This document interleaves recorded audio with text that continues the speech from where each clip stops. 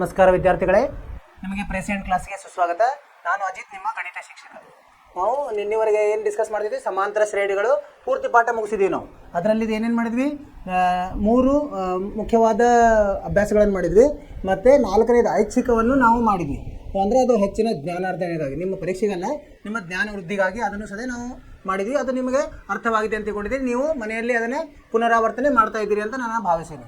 ನಿಮಗೇನಾದರೂ ಸಂದೇಹವಿದ್ದರೆ ನಾವು ಇಲ್ಲಿ ಪರಿಹಾರ ಮಾಡೋಣ ಅಂತ ನೀವೇನಂದರೆ ಮೆಸೇಜ್ ಮಾಡು. ಅಂದರೆ ಇಬ್ಬರು ಕಡೆಯಿಂದ ನಾವು ಹಿಂಗೆ ಮ್ಯೂಚುವಲ್ ಅಂತಾರಲ್ಲ, ಅದು ಇಬ್ಬರೂ ಅದರದ್ದು ಕಮ್ಯುನಿಕೇಷನ್ ಮಾಡಿದರೆ ಮಾತ್ರ ನಮಗೆ ಸಮಸ್ಯೆಗೆ ಬಗೆಹರಿತದೆ ಅಲ್ವಾ. ಸೊ ಇದರಿಂದ ನಾವು ಏನು ಮಾಡೋಣ, ಈಗ ಪಾಠ ಅಂಕಾರ ಆಯಿತು. ಈಗ ಪರೀಕ್ಷೆಯಲ್ಲಿ ಯಾವ ಥರ ಪ್ರಶ್ನೆಗಳು ಬರ್ತವೆ ಅದರ ಒಂದು ಇವನ್ನ ಒಂದಿಷ್ಟು ಪ್ರಶ್ನೆಗಳನ್ನು ನೋಡೋಣಂತೆ ಯಾವ ಥರ ಬರ್ತದೆ. ಅಂದರೆ ನಮಗೊಂದು ಏನು ಬರ್ತದೆ, ಒಂದು ಆತ್ಮವಿಶ್ವಾಸ ಜಾಸ್ತಿ ಆಗ್ತದೆ, ಇಂಥ ಕ್ವಶನ್ಗಳನ್ನು ನಾನು ಆರಾಮಾಗಿ ಮಾಡ್ಬೋದು ಅಂತ. ಸೊ ಅದನ್ನು ಇವತ್ತು ಪ್ರಯತ್ನ ಮಾಡೋಣ. ಇದು 2025 ಅಂದರೆ ಈ ವರ್ಷ ಆಯ್ತಲ್ಲ, ಅದೇ ವರ್ಷದ ಪ್ರಶ್ನೆ ಏನಿದೆ ಇಲ್ಲಿ. 1ನೇ ಪ್ರಶ್ನೆ, ಅದು 1 ಅಂಕಕ್ಕೆ ಇದೆ. 1 ಅಂಕಕ್ಕೆ ಎಷ್ಟು? ಋಣ 1, ಋಣ 3, ಋಣ 5. ಇದೊಂದು ಸಮಾಂತರ ಶ್ರೇಣಿ ಇದೆ. ಇದರ ಸಾಮಾನ್ಯ ವ್ಯತ್ಯಾಸ ಸರಳವಾಗಿದೆ. 1 ಅಂಕದ ಉತ್ತರ ಏನು ಮಾಡಬೇಕು ನಾವೀಗ, ಹಿಂದಿನ ವರ್ಷದ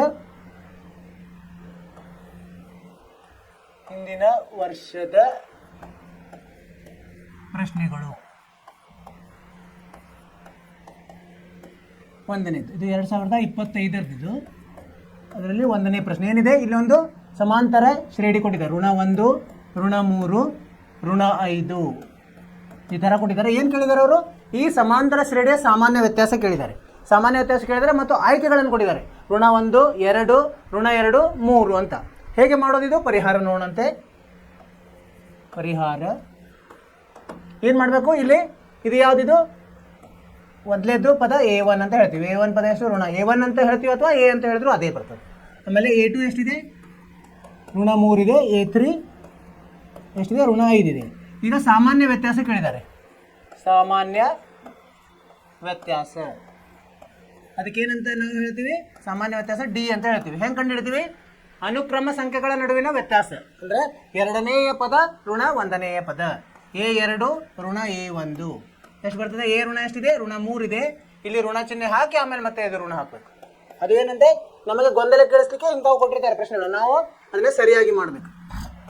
ಏನಾಯಿತು? ಋಣ 3, ಋಣ ಏನಾಯಿತು? ಧನ ಆಯಿತು. ಧನ 1, ಉತ್ತರ ಋಣ 2 ಆಯಿತು. ಉತ್ತರ ಏನು? ಆಯ್ಕೆ ಋಣ 2ರಲ್ಲಿ C ಇದೆ. ಉತ್ತರ ಬರಿಬೇಕು ಅದನ್ನು. ಉತ್ತರ ಆಯ್ಕೆ ಎಲ್ಲಿದೆ? ಅದು ಆಯ್ಕೆ C ಯಲ್ಲಿ ಇದೆ. ಆಯ್ಕೆ C ಋಣ 2. ಈಗ ನಾವು A3 ಋಣ A2 ಮಾಡಿದ್ರೆ ಅದೇ ಬರ್ತದೆ. ಋಣ 5ರಲ್ಲಿ ಋಣ 3 ಕಳೆದ್ರೆ ಋಣ 2 ಬರ್ತದೆ. ಸೊ ನಮಗೆ 1 ಮಾಡಿದರೆ ಸಾಕು. ಇದು ಸರಿಯಾದ ಉತ್ತರ. ಟಿಕ್ ಮಾಡಿದ್ರೆ ಆಯಿತು. ಅರ್ಥವಾಯಿತು ವಿದ್ಯಾರ್ಥಿಗಳೇ? ಸರಳವಾಗಿದೆ. ಇದನ್ನೆಲ್ಲ ನಾವು ಮೊದಲೇ ಕಲ್ತೀವಿ. ಏನು?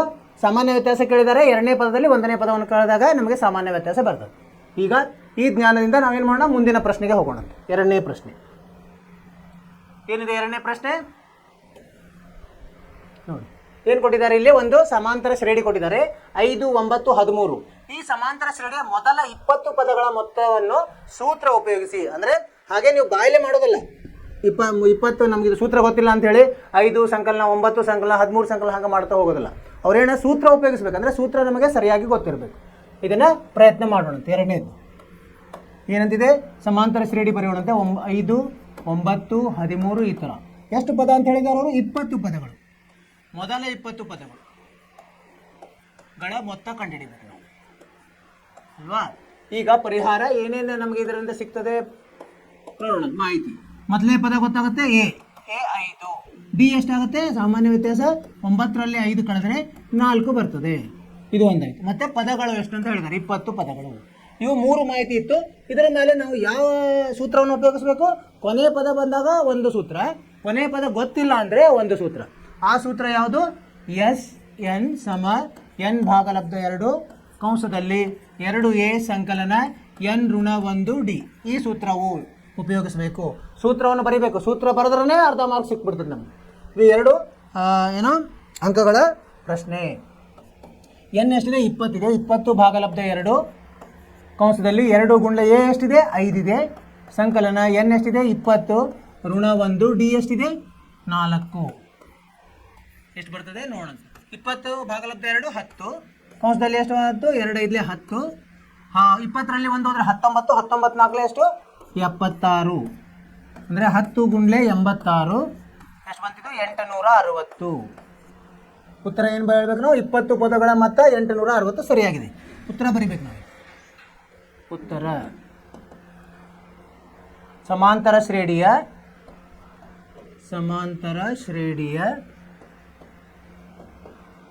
ಮೊದಲ 20 ಪದಗಳ ಮೊತ್ತ ಎಷ್ಟು 860. ಈ ಥರ ಬರಿಬೇಕು ನಾವು. ಬರೋದಂದರೆ ನಮಗೆ ನಮ್ಮ ಕೆಲಸ ಮುಗಿದಂಗೆ. ಇದನ್ನು ಹಂತವಾಗಿ ಬರೆಯಬೇಕು. ಹಂತವನ್ನು ಯಾವುದು ಬಿಡೋಂಗಿಲ್ಲ. ಮೊದಲು ಅವ್ರು ಏನು ಕೊಟ್ಟಿದ್ದಾರೆ ಬರ್ಕೋಬೇಕು. ಆಮೇಲೆ ಅದಕ್ಕೆ ಯಾವುದು ಸೂತ್ರ ಉಪಯೋಗ ಆಗ್ತದೆ ಆ ಸೂತ್ರ ಬರೀಬೇಕು. ಆಮೇಲೆ ಸೂತ್ರದಲ್ಲಿ ಅವನ್ನು ಆದೇಶಿಸಬೇಕು. ಪದ ಏನೇನು ಕೊಟ್ಟಿರೋ ಮಾಹಿತಿಯನ್ನು ಅವಾಗ ಅದನ್ನು ಸರಳ ಮಾಡಿದಾಗ ನಮಗೆ ಉತ್ತರ ಬರ್ತದೆ. ಅರ್ಥವಾಯಿತು ವಿದ್ಯಾರ್ಥಿಗಳೇ? Yes, very good. ಮುಂದೆ ಹೋಗೋಣಂತೆ.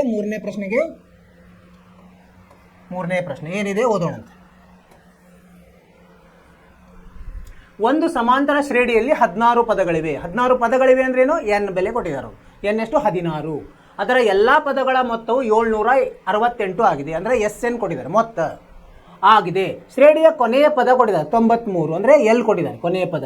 ಆದರೆ ಆ ಸಮಾಂತರ ಶ್ರೇಣಿಯನ್ನು ಕಂಡುಹಿಡಿಯಿರಿ. ಅದನ್ನು ಕಂಡುಹಿಡಿಯಿರಿ ಅಂತ ಹೇಳಿದ್ರೆ ಕಂಡುಹಿಡಿಯಲಿಕ್ಕೆ ಏನು ಬೇಕು ನಮಗೆ? ಎ ಬೇಕಾಗುತ್ತೆ, ಡಿ ಬೇಕಾಗುತ್ತೆ. ಆವಾಗ ಈ ಮೊತ್ತದ ಸಹಾಯದಿಂದ ನಾವು ಕಂಡುಹಿಡಿಬಹುದು. ಹಾಗೂ ಆ ಶ್ರೇಣಿಯ ಎಲ್ಲ ಪದಗಳ ಮೊತ್ತವು ಮೊದಲ 16 ಬೆಸ ಸ್ವಾಭಾವಿಕ ಸಂಖ್ಯೆಗಳ ಮೊತ್ತದ 3ರಷ್ಟಕ್ಕೆ ಸಮವಾಗಿರುತ್ತದೆ ಎಂದು ಸೂತ್ರ ಉಪಯೋಗಿಸಿ ಬರೆಯಿರಿ. ಇದೆಲ್ಲ ಪ್ರಯತ್ನ ಮಾಡೋಣ. ಏನೇನು ಕೊಟ್ಟಿದ್ದಾರೆ ಬರ್ಕೊಂಡು. ಏನು ಕೊಟ್ಟಿದ್ದಾರೆ? ಎಷ್ಟು 16 ಅಲ್ವಾ? 16 ಇದೆ.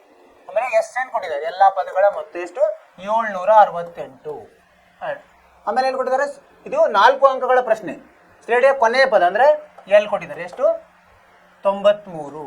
ಇವೆಲ್ಲ ಬರ್ಕೋಬೇಕೀಗ. ಏನು ಕಂಡುಹಿಡಿಯಲಿಕ್ಕೆ ಕೇಳಿದ್ದಾರೆ? ಆ ಶ್ರೇಣಿಯನ್ನು ಕಂಡುಹಿಡಿಯಿರಿ. ಅಂದರೆ ನಮಗೆ ಇಲ್ಲೇನು ಗೊತ್ತಿಲ್ಲ, ಎ ಗೊತ್ತಿಲ್ಲ ಮತ್ತು ಡಿ ಗೊತ್ತಿಲ್ಲ. ಇವನ್ನು ಕಂಡುಹಿಡಿದು ಪರಿಹಾರ. ಸೊ ಇವೆರಡು ಕಂಡುಹಿಡಿದ್ರೆ ಮತ್ತೆ ನಾವು ಶ್ರೇಣಿಯನ್ನು ಮಾಡ್ಬೋದು. ಪರಿಹಾರ. ಈಗ ಕೊನೆಯ ಪದ ಗೊತ್ತಿದ್ದಾಗ ಯಾವುದು ಉಪಯೋಗಿಸ್ಬೇಕು ನಾವು? SN ಸಮ ಎನ್ ಭಾಗಲಬ್ಧ 2 ಕಂಸದಲ್ಲಿ ಎ ಸಂಕಲನ ಎಲ್. ಇದನ್ನು ಉಪಯೋಗಿಸಿದ್ರೆ ನಮಗೆ ಎ ಸಿಕ್ಬಿಡುತ್ತೆ. ಇಲ್ಲಿ SN ಇಲ್ಲಿ ಬರ್ಕೊಂಬಿಡುತ್ತೆ. 768 ಸಮ ಎನ್ ಎಷ್ಟು ಪದಗಳು? 16 ಪದಗಳು. ಭಾಗಲಬ್ಧ 2, ಎ ಗೊತ್ತಿಲ್ಲ, ಎಲ್ಲ ಕೊನೆಯ ಪದ ಎಷ್ಟಿದೆ 93 ಇದೆ. ಇದನ್ನು ಸರಳ ಮಾಡೋಣಂತೆ. 768 ಇದೇನಾಗುತ್ತೆ? 16ರಲ್ಲಿ 2 ಭಾಗಿಸಿದ್ರೆ 8 ಆಗುತ್ತೆ. ಆ 8 ಇಲ್ಲಿ ಬಂದರೆ ಗುಣಾಕಾರ ಆಗ್ತದೆ. ಸಮ ಎ ಸಂಕಲನ 93. ಈಗ ಇದು ಕಟ್ತಾ ಹೋಗುತ್ತೆ ನೋಡಂತೆ. 8 8 8 64, 8 8 64, 8 9 72, 8 9 72, 4 ಉಳಿತು, 8 6 48. ಆಮೇಲೆ ಏನಾಯ್ತಿತ್ತು 96. ಈ 93 ಈ ಕಡೆ ಹೋದರೆ ಋಣ 93 ಆಗ್ತದೆ. ಸಮ ಎ ಬೆಲೆ ಎಷ್ಟಾಯಿತು? 96ರಲ್ಲಿ 93 ಹೋದರೆ 3 ಆಯಿತು. ಎ ಬೆಲೆ 3 ಸರಿನಾ? ಎ ಕಂಡು ಹಿಡ್ಕೊಂಡ್ಬಿಟ್ವಿ. ಈಗ ಡಿ ಕಂಡು ಹಿಡಿಬೋದಾ? ನಾವು ಕಂಡುಹಿಡಿಬೋದು. ಎಲ್ ಸಹಾಯದಿಂದ ಡಿ ಕಂಡು ಹಿಡಿಬೋದು. ಎಲ್ ಅನ್ನು ಹೇಗೆ ಬರಿತೀವಿ? ಎ ಸಂಕಲನ ಎನ್ ಋಣ 1 ಡಿ. ಎಲ್ ಅಂದ್ರೂ ಒಂದೇ, ಇಲ್ಲಿ ಎ ಎನ್ ಅಂದ್ರೂ ಒಂದೇ. ಎಲ್ಲಿದ್ದಲ್ಲಿ 93 ಹಾಕೋದು ಸಮ ಎ ಕಂಡು ಹಿಡಿದೀವಲ್ಲ, ಇಲ್ಲಿ ಇದನ್ನು ಉಪಯೋಗಿಸೋಣ. 3 ಸಂಕಲನ ಎನ್ ಗೊತ್ತಿದೆ ನಮಗೆ, ಯಾವುದು 16. 16 ಋಣ 1 ಡಿ ಗೊತ್ತಿಲ್ಲ, ಡಿ ಹಾಗೆ ಇಡೋಣ. 3 ಈ ಕಡೆ ಹೋದರೆ ಋಣ ಆಗಿ 93ರಲ್ಲಿ 3 ಹೋದರೆ 90 ಉಳಿತು. ಇದು 16 ದಲ್ಲಿ 1 ಹೋದರೆ 15 ಡಿ ಆಯಿತು. ಡಿ ಅಂದರೆ ಎಷ್ಟಾಯಿತು? 90 ಭಾಗಲಬ್ಧ 15, 15 6 90. ಡಿ ಎಷ್ಟಾಯಿತು? 6 ಆಯಿತು. ಎ ಸಿಕ್ತು, ಡಿ ಸಿಕ್ತು. ಈಗೇನು A1 A2 ಕಂಡುಹಿಡಿಬೋದು. ಸಮಾಂತರ ಶ್ರೇಣಿ ಹೆಂಗೆ ರಚಿಸ್ತೀವಿ ನಾವು? ಮೊದಲಿಗೆ ಎ ಬರಿತೀವಿ, ಆಮೇಲೆ ಎ ಸಂಕಲನ ಡಿ ಬರಿತೀವಿ, ಆಮೇಲೆ ಎ ಸಂಕಲನ 2 ಡಿ ಬರಿತೀವಿ, ಎ ಸಂಕಲನ 3 ಡಿ, ಹಾಗೆ ಹೋಗುತ್ತೆ. ಇದು ಇಲ್ಲಿವರೆಗೆ ಅವರು ಕೊನೆಯದ್ದು 93 ಅಂತ ಬರೆದ್ರೆ ಅಷ್ಟು ಬರೆದ್ರೆ ಸಾಕು ನಾವು. ಸೊ ಇಲ್ಲಿ ಎ ಇದ್ದಲ್ಲಿ ಏನು ಹಾಕ್ಬೇಕು ನಾವು? ಎ ಎಷ್ಟು ಬಂದಿದೆ 3 ಹಾಕಬೇಕು. ಮತ್ತು ಎ ಸಂಕಲನ ಡಿ ಅಂದರೆ 3ರಲ್ಲಿ 6 ಕುಡಿಸಿದ್ರೆ 9, ಮತ್ತು 9ರಲ್ಲಿ ಮತ್ತೆ ನಾವು 6 ಕುಡಿಸಿದ್ರೆ 15, 15ರಲ್ಲಿ 6 ಕುಡಿಸಿದ್ರೆ 21, ಇಲ್ಲಿವರೆಗೆ 93. ಇದು ಇದರ ಸಮಾಂತರ ಶ್ರೇಣಿ. 3 9 15 21 ಇಲ್ಲಿವರೆಗೆ 93ರವರೆಗೆ. ಆಮೇಲೆ ಇನ್ನೊಂದು ಕೇಳಿದರು, ಏನು ಹೇಳಿದ್ದಾರೆ? ಮೊದಲ 16 ಬೆಸ ಸ್ವಾಭಾವಿಕ ಸಂಖ್ಯೆಗಳ ಮೊತ್ತ ಏನು? ಆ ಶ್ರೇಣಿಯ ಎಲ್ಲ ಪದಗಳ ಮೊತ್ತವು ಮೊದಲ 16 ಬೆಸ ಸ್ವಾಭಾವಿಕ ಸಂಖ್ಯೆಗಳ ಮೊತ್ತದ 3ರಷ್ಟಕ್ಕೆ ಸಮ. ನಾವೇನು ಮಾಡ್ಬೇಕೀಗ? ಅವರು ಮೊತ್ತ ಕೊಟ್ಟಿದ್ದಾರೆ 768. ಈಗ 16 ಮೊದಲ 16 ಬೆಸ ಸಂಖ್ಯೆಗಳು ಅದರ ಮೊತ್ತ ಕಂಡುಹಿಡಿಬೇಕು. ಅದು ಹೆಂಗೆ ಕಂಡುಹಿಡಿಯೋಣ? ಇದರಲ್ಲಿನೇ ಮೂರನೇದನೇ ಇದು ಮೊದಲ ಎಷ್ಟು ಹೇಳಿದ್ದಾರೆ ಅವರು 16 ಬೆಸ ಸಂಖ್ಯೆಗಳು 16 ಬೆಸ ಸಂಖ್ಯೆಗಳು ಹೆಂಗಿರ್ತವೆ ಅವು ಸ್ವಾಭಾವಿಕವಾಗಿ ಶುರು ಆಗೋದು 1 ರಿಂದ 3 5 ಎಲ್ಲಿವರೆಗೆ ಹೋಗ್ತದೆ ಕೊನೆಯದು ಯಾವುದಾಗತ್ತೆ 16ನೇದು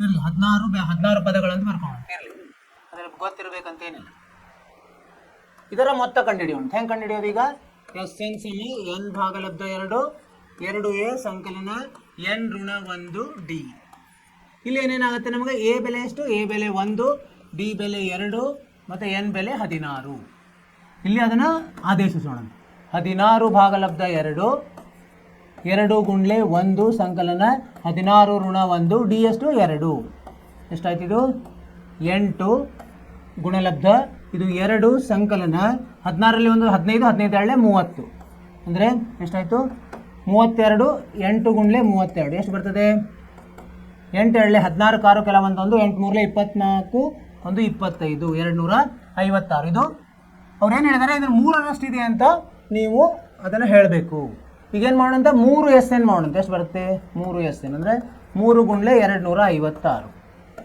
ಎಷ್ಟು ಬಂತಿದ್ದು ಆ 3 6ಲೆ 18 ಕೆಲ ಬಂತು 1 3 5ಲೆ 15 1 16 ಕೆಲ ಬಂತು 1 3 7 6 1 7 768 ಆಯ್ತಲ್ಲ ಏನಂತ ಆದ್ದರಿಂದ ಏನಂತ ಹೇಳ್ಬೇಕು ಮೊದಲ 16 ಬೆಸ ಸ್ವಾಭಾವಿಕ ಸಂಖ್ಯೆಗಳ ಮೊತ್ತವು ಈ ಸಮಾಂತರ ಶ್ರೇಣಿಯ 16 ಪದಗಳ ಮೊತ್ತಕ್ಕೆ ಸಮ ಆಗಿದೆ ಅಂತ ಬರಿಬೇಕು ಆದ್ದರಿಂದ ಇಲ್ಲಿ ಇದನ್ನು ಮಾಡಿದ್ವಲ್ಲ ನಾವು ಸಾಧಿಸಿದ್ವಿ ಮೊದಲ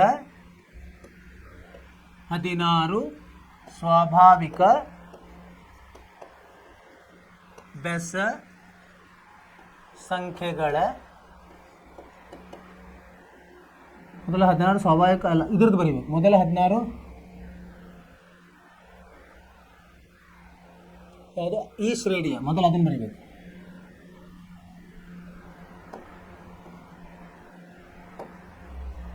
ಏನು ಬರೀಬೇಕು ಈ ಶ್ರೇಣಿಯ ಅಂದರೆ ಕೊಟ್ಟಿರೋ ಶ್ರೇಣಿ ಅದು ಅವ್ರು ಕೊಟ್ಟಿದ್ದಾರಲ್ಲ ನಾವು ಮಾಡಿದ್ವಲ್ಲ ಇಲ್ಲಿ ಈ ಶ್ರೇಣಿಯ ಮೊತ್ತ ಅವರು 768 ಕೊಟ್ಬಿಟ್ಟಿದ್ದಾರೆ ಈ ಶ್ರೇಣಿಯ ಈ ಅಂದರೆ ಕೊಟ್ಟ ಶ್ರೇಣಿಯ ಈ ಶ್ರೇಣಿಯ ಮೊತ್ತವು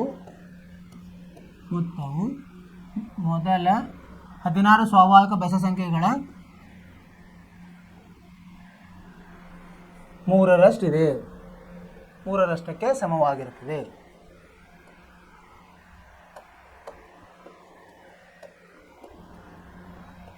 ಮೂರರಷ್ಟಕ್ಕೆ ಸಮವಾಗಿದೆ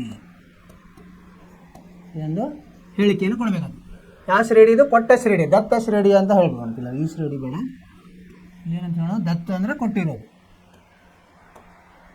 ದತ್ತ ಶ್ರೇಣಿಯ ಮೊತ್ತವು ಮೊದಲ 16 ಸ್ವಾಭಾವಿಕ ಬೆಸ ಸಂಖ್ಯೆಗಳ ಶ್ರೇಣಿಯ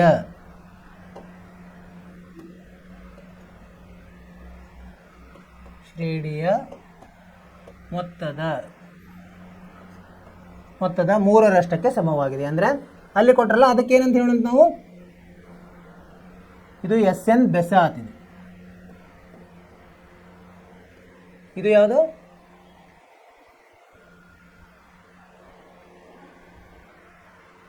ಎಸ್ ಎನ್ ಬೆಸ ಅಂದರೆ ಇದು ಯಾವುದು ಇಲ್ಲಿ ಕೊಟ್ಟಿದ್ದಾರಲ್ಲ ಇದು ಸಮಾಂತರ ದತ್ತ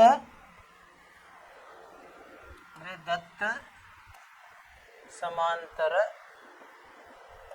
ಶ್ರೇಣಿ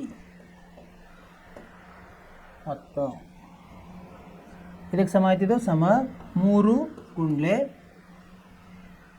ಇದು ಎಸ್ ಎನ್ ಇಲ್ಲಿ ಕಂಡು ಹಿಡಿದ್ವಲ್ಲ ಎಸ್ ಎನ್ ಇದಕ್ಕೊಂದು ಹೆಸರು ಕೊಡ್ಬೋದಾಯ್ತು ಎಸ್ ಎನ್ ದತ್ತ ಅಂದರೆ 1 ಎಸ್ ಎನ್ 1 ಸಮ 3 ಗುಂಡ್ಲೆ ಎಸ್ ಎನ್ ಅಂತ ಬರಿಬೋದು ಅರ್ಥವಾಯ್ತು ವಿದ್ಯಾರ್ಥಿಗಳು ಏನು ಮಾಡಬೇಕು ಮೊದಲು ನಾವು ಅವ್ರು ಏನು ಕೊಟ್ಟಿದ್ದಾರಲ್ಲ ಅದನ್ನೆಲ್ಲ ಬರ್ಕೋಬೇಕು ದತ್ತಾಂಶಗಳನ್ನು ಬರ್ಕೊಂಡು ಅವ್ರು ಏನು ಕೇಳಿದ್ದಾರೆ ಅದನ್ನು ಸಮಾಂತರ ಶ್ರೇಣಿಯನ್ನು ರಚಿಸಿ ಅಂತ ಹೇಳಿದ್ದಾರೆ ಹೆಂಗೆ ರಚಿಸ್ಬೇಕು ನಾವು ರಚಿಸ್ಲಿಕ್ಕೆ ಏನು ಬೇಕು ನಮಗೆ ಮೊದಲೇ ಪದ ಬೇಕು ಮತ್ತು ಸಾಮಾನ್ಯ ವ್ಯತ್ಯಾಸ ಬೇಕು ಅವುಗಳನ್ನು ಅವ್ರು ಏನು ಕೊಟ್ಟಿದ್ದಾರೆ ಮೊತ್ತವನ್ನು ಕೊಟ್ಟಿದ್ದಾರೆ 768 ಕೊನೆಯ ಪದ ಕೊಟ್ಟಿದ್ದಾರೆ 93 ಆಮೇಲೆ ಎಷ್ಟು ಪದಗಳನ್ನು ಕೊಟ್ಟಿದ್ದಾರೆ ಆ ಸಹಾಯದಿಂದ ಎ ಮತ್ತು ಡಿ ಅನ್ನು ಕಂಡುಹಿಡಿದ್ವಿ ನಾವು ಎ ಕಂಡುಹಿಡಿದ್ವಿ ಎ ಅನ್ನು ಉಪಯೋಗಿಸಿ ಮತ್ತೆ ಎಲ್ ಸೂತ್ರದಲ್ಲಿ ಹಾಕಿ ಪಿ ಕಂಡುಹಿಡಿದ್ವಿ ಇವೆರಡು ಸಹಾಯದಿಂದ ಸಮಾಂತರ ಶ್ರೇಣಿಯನ್ನು ರಚಿಸಿದ್ವಿ. ಸೊ ಅವ್ರೇನು ಇನ್ನೊಂದೇನು ಹೇಳಿದ್ದಾರೆ ಅಂದರೆ ಅಂಶ ಇದರ ಮೊತ್ತವು ಮೊದಲ 16 ಬೆಸ ಸಂಖ್ಯೆಗಳ ಸ್ವಾಭಾವಿಕ ಬೆಸ ಸಂಖ್ಯೆಗಳ ಮೊತ್ತ ಆಗುತ್ತೆ. ಅದರ 3ರಷ್ಟು ಇದರ ಮೊತ್ತ ಇದೆ ಅಂತ ಹೇಳ್ರಿ ಅಂತ. ಅವಾಗ ಏನು ಮಾಡಿದ್ವಿ ನಾವು, ಮೊದಲ 16 ಬೆಸ ಸಂಖ್ಯೆಗಳ ಸಮಾಂತರ ಶ್ರೇಣಿ ಬರ್ಕೊಂಡ್ವಿ, ಅದರ ಮೊತ್ತ ಕಂಡುಹಿಡಿದ್ವಿ. ಅದಕ್ಕೆ 3ರಿಂದ ಗುಣಿಸಿದಾಗ ಏನಾಯಿತು, ಕೊಟ್ಟ ಸಮಾಂತರ ಶ್ರೇಣಿ ಮೊತ್ತಕ್ಕೆ ಸಮ. ಅದೇ ಅವರು ಮಾಡ್ಲಿಕ್ಕೆ ಹೇಳಿದ್ದು, ಅದನ್ನು ಮಾಡಿದ್ವಿ ನಾವು. ಅರ್ಥವಾಯಿತು ವಿದ್ಯಾರ್ಥಿಗಳೇ? ಇದನ್ನು ನೀವೇನು ಮಾಡಬೇಕು, ಪುನರಾವರ್ತನೆ ಮಾಡಬೇಕು. ಈ ಥರ ಪ್ರಶ್ನೆಗಳು ಪರೀಕ್ಷೆಯಲ್ಲಿ ಬರ್ತದೆ. ಉತ್ತರ ಸರಿಯಾಗಿದೆ. 4ನೇ ಪ್ರಶ್ನೆ ಏನಂತಿದೆ, ಮೊದಲ ಪದ ಎ ಹಾಗೂ ಸಾಮಾನ್ಯ ವ್ಯತ್ಯಾಸ ಡಿ ಆಗಿರುವ ಸಮಾಂತರ ಶ್ರೇಣಿಯ ಎನ್ ಪದ ಕಂಡುಹಿಡಿದ ಸೂತ್ರ ಬರ್ರಿ ಅಂತಾರೆ. ಏನಂದರೆ ಮೊದಲ ಪದ ಏನು ಹೇಳಿದ್ದಾರೆ ಅವರು, ಎ ಅಂತ ಹೇಳಿದ್ದಾರೆ. ಮೊದಲ ಪದ ಎ, ಸಾಮಾನ್ಯ ವ್ಯತ್ಯಾಸ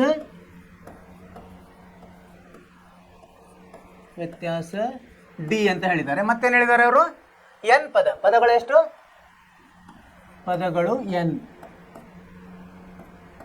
ಇದೆ. ಇದಕ್ಕೆ ಎನ್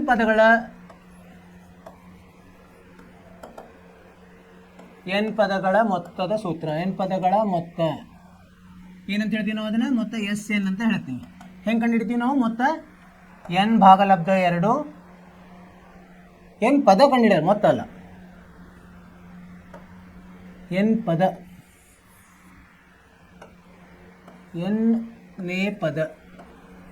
ಎನ್ನೇ ಪದ ಅಂದರೆ ಎ ಎನ್ ಅಂತ ಹೇಳ್ತೀವಿ. ಎ ಎನ್ ಹೆಂಗೆ ಕಂಡುಹಿಡ್ತೀವಿ ನಾವು, ಎ ಸಂಕಲನ ಎನ್ ಋಣ 1 ಡಿ, ಇಷ್ಟು ಬರೆದ್ರೆ ಆಯ್ತು, 1 ಅಂಕ ಗ್ಯಾರಂಟಿ ಸಿಗತ್ತೆ. ಎ ಎನ್ ಅಂದ್ರೆ ಏನಿಲ್ಲ, ಎನ್ನೇ ಪದ. ಇದು ಎ ಎನ್ ಅಂದರೆ ಎನ್ನೇ ಪದ. ಅರ್ಥವಾಯ್ತು ವಿದ್ಯಾರ್ಥಿಗಳೇ? ಸೂತ್ರ ಬರೀಲಿಕ್ಕೆ ಹೇಳಿದ್ದಾರೆ, ಸೂತ್ರ ಬರೆದ್ರೆ 1 ಅಂಕ. ಸರಿಯಾಗಿದೆ. ಮುಂದಿನ ಪ್ರಶ್ನೆ ನೋಡೋಣಂತೆ. 5ನೇ ಪ್ರಶ್ನೆ ಏನಿದೆ ಓದೋಣಂತೆ. 2, 5, 8 ಈ ಸಮಾಂತರ ಶ್ರೇಣಿಯ ಮೊದಲ 20 ಪದಗಳ ಮೊತ್ತವನ್ನು ಸೂತ್ರ ಉಪಯೋಗಿಸಿ ಬರೆಯಿರಿ. ಮೊದಲು ಮಾಡಿದ್ರು ಅದೇ ಥರ ಪ್ರಶ್ನೆ ಇದು. ಸಮಾಂತರ ಶ್ರೇಣಿಯನ್ನು ಬರ್ಕೊಂಡಂತೆ 2, 5, 8 ಎಲ್ಲಿವರೆಗೆ 20 ಪದಗಳು. ಮೊದಲ 20 ಪದಗಳ ಮೊತ್ತ.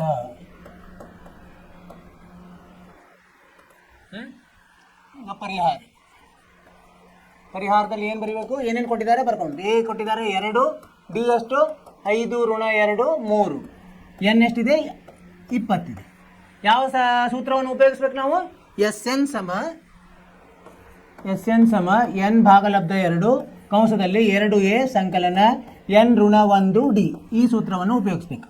ಸರಿ, ಸೂತ್ರವನ್ನು ಮಾತ್ರ ಸರಿಯಾಗಿ ನಾವು ಮನದಾಳ ಮಾಡಬೇಕು, ಅಂದರೆ ಬಾಯ್ಹಾಟ್ ಮಾಡಬೇಕು.